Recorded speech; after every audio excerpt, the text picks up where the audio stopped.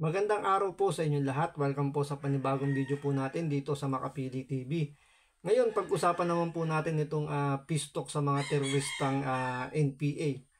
Ito medyo malapit din po sa puso natin tong issue na to kasi mga NPA yung pinag-uusapan dito. Alam naman natin na ang nire-recruit ng mga NPA ay mga kabataan ngayon.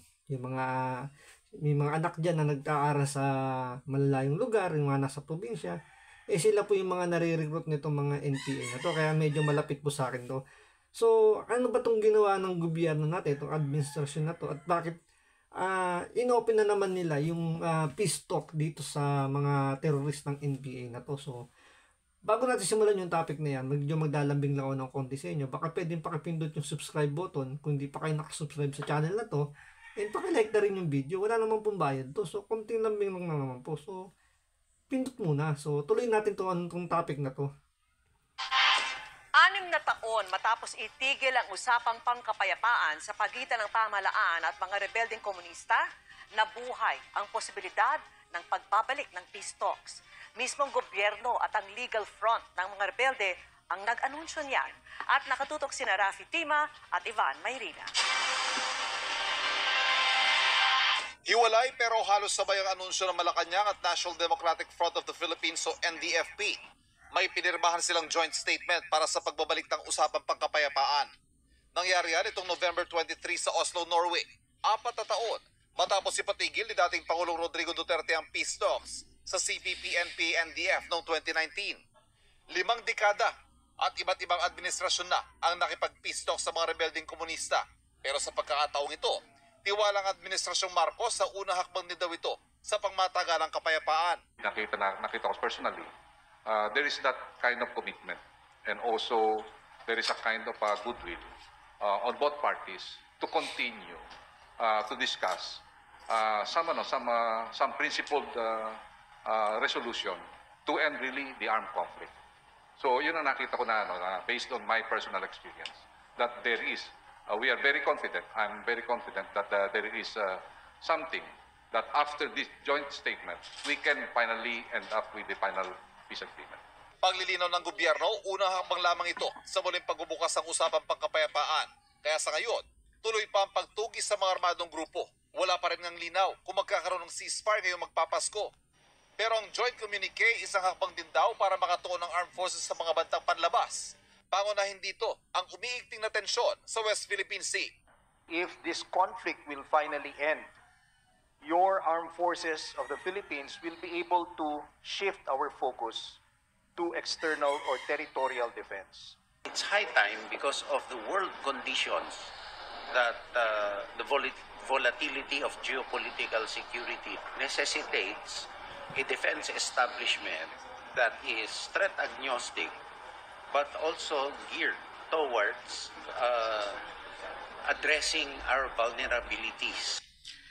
Alam mo, hindi ko maintindihan to. Sa totoo lang hindi ko maintindihan kung ano bang ibig sabihin nito na peace talks nila. Kasi parang hindi na tayo natuto sa kasaysayan eh. Every time na nagkakaroon ng matinding peace talks, doon sila lumalakas. Tapos, ang dating nitong mga opisyal ng gobyerno natin, it's like ending the NPA. First of all, pasensya na medyo sa mga opisyal ng gobyerno natin magkokomento lang kung hindi maganda sa pautot nyong yan. Dapat instead of peace talks, total surrender. Diba? Yun ang akin. Mas maganda yung ganun. Alam nyo, maganda yung punto rito ni Banat Bay. Kasi ilang administrasyon na ba yung dumaan bago kay Pangulong Duterte na sinasabi ganyan na ito ni unang hakbang sa pagtatapos ng armed conflict laban dito sa NPA. Tandaan po nyo, NPA deklarado na bilang terorista po yan. Kaya nga sabi ni Banat Bay, hindi na kayo nadala sa history natin. Ilang beses na bang nangyari na nagkaroon ng peace talk na inaatake pa rin ng mga NPA ang mga kapulisan ng mga sundalo natin sa mga probinsya. doon pagtatraidor na ho yun eh. Di ba? Na may peace talk, tapos ipanay ang opensa nila. Siyempre, itong mga government troops natin, ang utos sa kanila may peace talk.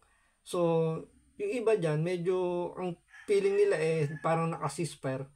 So, binababa nila yung kanilang mga depensa.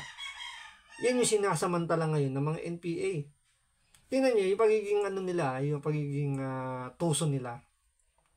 Yung pinakahuli lang, alin yun? Yung dalawang nahuling aktivista na sinasabi nila dinukot daw sila ng NPA, tapos parang pinilit yata silang sumapi. Yun ang unang statement nila. Ngayon itong nagpa-press con yung AFP, biglang bumaligtad yung dalawang aktivista na habang nasa press con, sinabi nila na pinilit lang daw sila ng AFP na magsalita laban sa NPA. Doon pa lang di ba makita nyo na yung pattern, talagang masyadong mga tuso ito. Tingnan nyo yung ginawa na lang ni Franz Castro. Pagkatapos ipagtanggol ni Sandro Marcos at segundahan nung chewin niya, yung Speaker of the House, anong ginawa? Wala pang 1 linggo nung tulungan nila o depensa nila, pagtanggol nila, anong ginawa?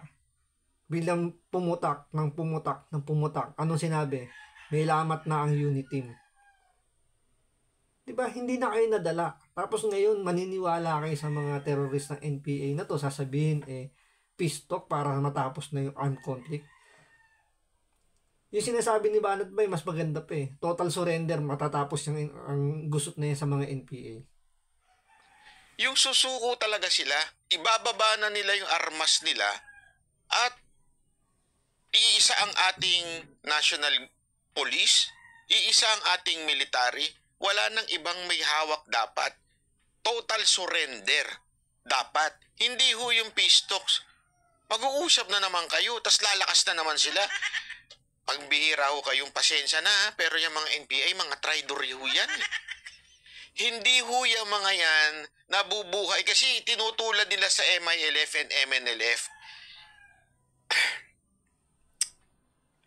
Alam nyo, yung MILF and MNLF, hindi man ako agree sa mga kung ano man pinaglalaban man nila, pero somehow, sila ho ay may pinaglalaban na prinsipyo. Meron ho silang dahilan na una-una, I think it's because of religion, isa na yon, di ba? Meron, in other words, paniniwala. Kaya ho sila ganon, nagkaganon. Okay? Kaya nga, pwede tayo makipag-usap. At gano'n naman ang ginawa ng ating gobyerno. We had a deal with them. Kaya nga may BARM na, may mga ganyan. Okay yun. Kasi ang issue dyan, prinsipyo. Okay? Itong NPA, hindi ho ito prinsipyo. Rebelde ho ito. Sa kayo Tingnan nyo. Kaya nga sinasabi ni Banat Bay, yung MILF at MNLF, may pinaglalaban silang karapatan nila dun sa Mindanao. Karapatan na hindi tayo agree dun sa iba, pero ang pinaka nila dun, yung karapatan nila sa mga lupang kanilang nasasakupan.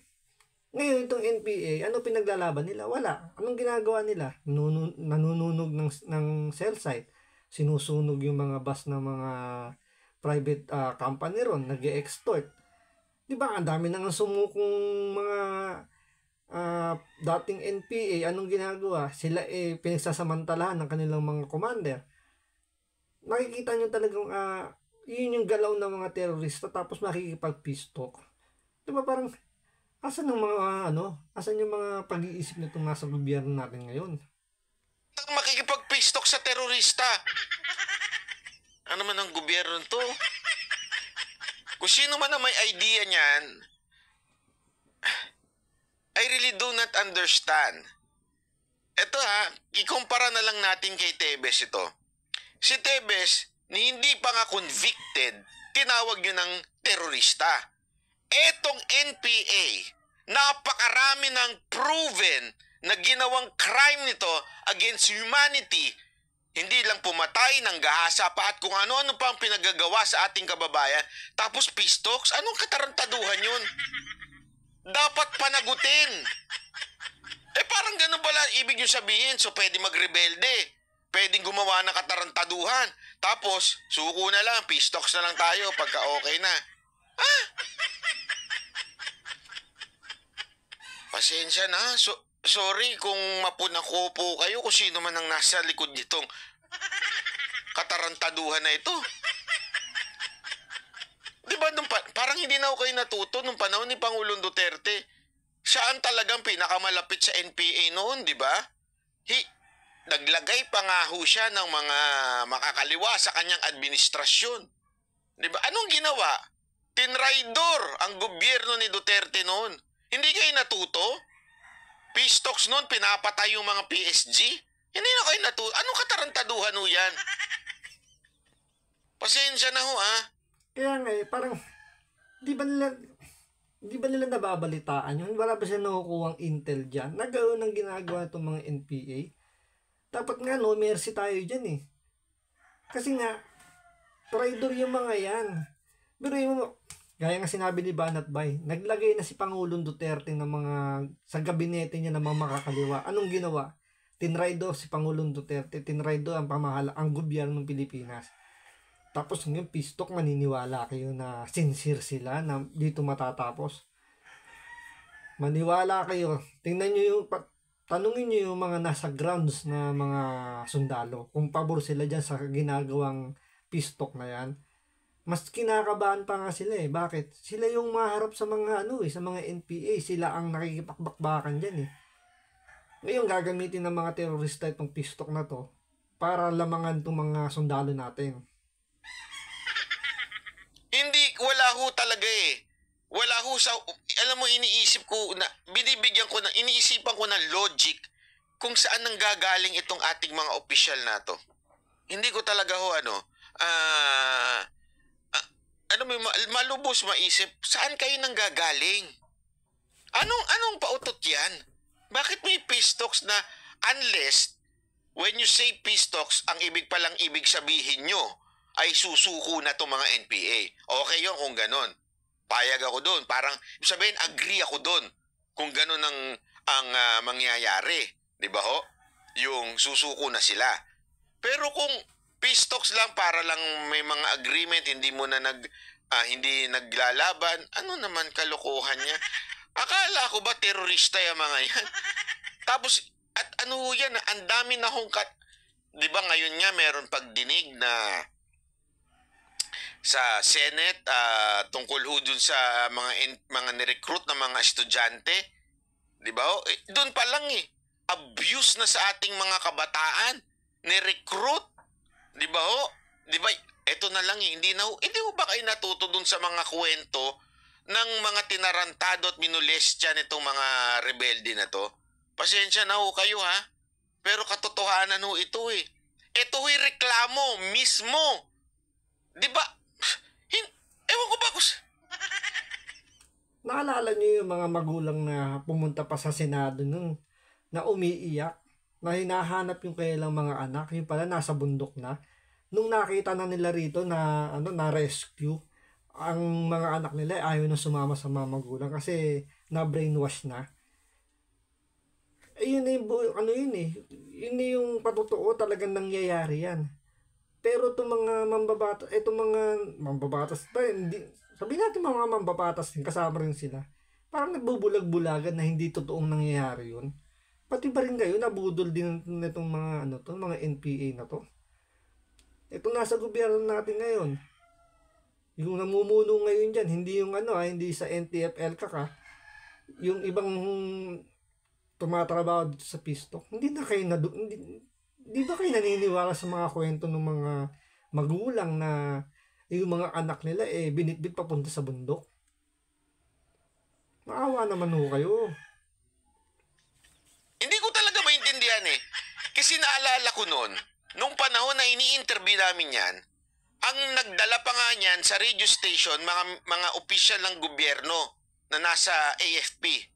Ibig sabihin, alam ng AFP yung pinaggagawa ng mga katarantaduhan nitong NPA na to. Alam ho nila. Alam nila kung paano inabuso itong mga kabataan.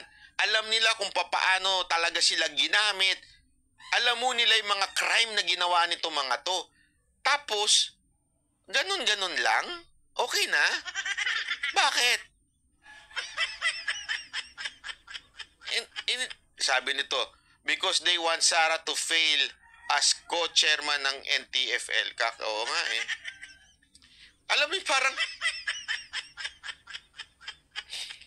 parang sinayang ninyo yung 6 na taon na pinahina ni Pangulong Duterte. Hindi parang sinayang. Sinayang talaga. Na yung pinaghirapan ni Pangulong Duterte para gibain tong NPA na to. Tapos kung kaya nakadapa na tong NPA, isa ka naman didiligan nitong administrasyon na to para lumakas uli ang mga NPA na yan. Ang NPA, humina na nga di ba? Sabi nyo nga, 2,000 na lang ang natitira. Di, pulbusin nyo na. Hanggang sumuko na silang lahat. Tapos, wala nang pistok, tapos na. Pistok, tapos na nga Sino ba ipipistok? Sino bang kakausapin? Ngayon, bibigyan nyo na naman ng tsansa. Pag sinimulan nyo yung pistocks na yan, mag-reinforce na naman sila. Ewan ko nga kung agree ang mga sundalo dito Kasi as far as I know, nung mga panahon na yun, tuwang-tuwa sila. At actually, di pala, ganito. Ayaw na ayaw nila ang pistocks noong panahon ni Pangulong Duterte. Marami ako nakakausap noon. Ayaw nila. Bakit? Kasi alam nila, eto mga sundalo natin alam nila na lumalakas ang NPA every time na nagpipistok. Di ba? Hindi ko maintindihan. Bakit ngayon parang, anong nangyari? Anong nangyari? Anyari? Parang ganun Anyari?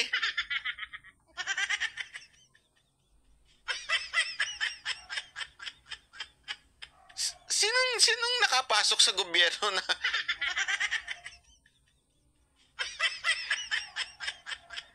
ito na lang isipin yung itong pinakamatinding logic dito from thousands ng membro ng NPA bumagsak daw nung panahon ni Duterte until now naging 2,000 na tapos bigla nyong sige na mag-usap na tayo ng pangkapayapaan. Paubos na nga sila. Bakit pa kayo mag-uusap? Paubos na, di ba? Wala na nga. Tapos bigla kayo magsasabing, mag-usap ulit tayo ng kapayapaan.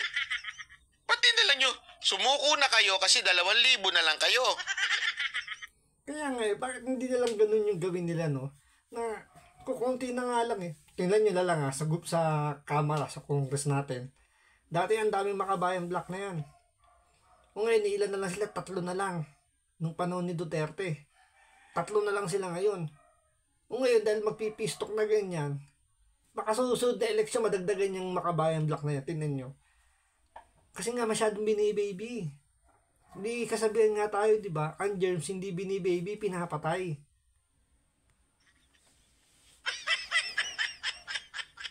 Naku, sabi ni Ariel, baka may budget na pag-uusapan dyan, yari na. Malamang, kaya nga nasa Norway ngayon yung mga representative ng Pilipinas. Nakakapagbakasyon sila sa Norway. Siyempre, may budget talagang ilalaan dyan. Hindi natin alam kung yun ba magagamit ng tama. Pero ang pinakapunto dyan, mahina na Bakit kailangan ng pistok? Hindi nilang pulbusin para magsisuko na lahat yung mga gustong sumuko. Yung ayaw sumuko, hayaan yung kunin ng liwanag.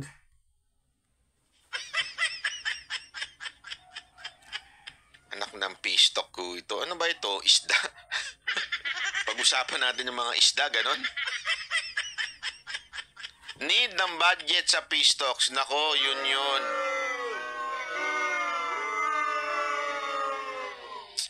Ay nako, anyway, sana lang mapag-isip-isip itong gobyerno natin kung sino man na may pautot niyang pistocks na yan. Sana ewan ko. Kasi iba-iba kasi minsan yung statement iba yung statement ni Marcos, yung presidente, tapos iba yung ginagawa ng nasa baba. Hindi ko nga alam kung hindi alam ni Marcos yung ginagawa sa baba o baka naman alam ni Marcos, iba lang yung sinasabi niya. Hindi ko maintindihan kung ano talaga ang totoo doon Di ba? Pwede rin namang hindi niya talaga alam o alam niya siguro. Pero dahil nga iba yung kumukumpas, umuoo na lang siya dahil may basbas ng ibang tao pa na malapit sa kanya o baka naman pambayad utang o parang alam niyo yun yung dahil tumulong sa kanya sa eleksyon pinibigyan ng pabor. Hindi natin alam yun is hula lang naman natin yun, pero hindi natin alam kung ano ba yung stand dito ni Pangulong Marcos. Pero ewan ko, halimbawa do sa ICC nanindigan naman si Marcos na hindi niya, kasi magkaiba yung interpretasyon Ang interpretasyon ng iba, makikialam ang ICC. Pero ang totoong sinabi lang ni Marcos, hindi naman makikialam. Magjo-join tayo uli. Yun ang usapan. Iba yung sila'y papapasukin para makialam at iba yung magjo-join tayo uli. Parang iba-iba yung sinasabi ngayon ng mga opisyal natin. Ewan ko ba? Gulo-gulo.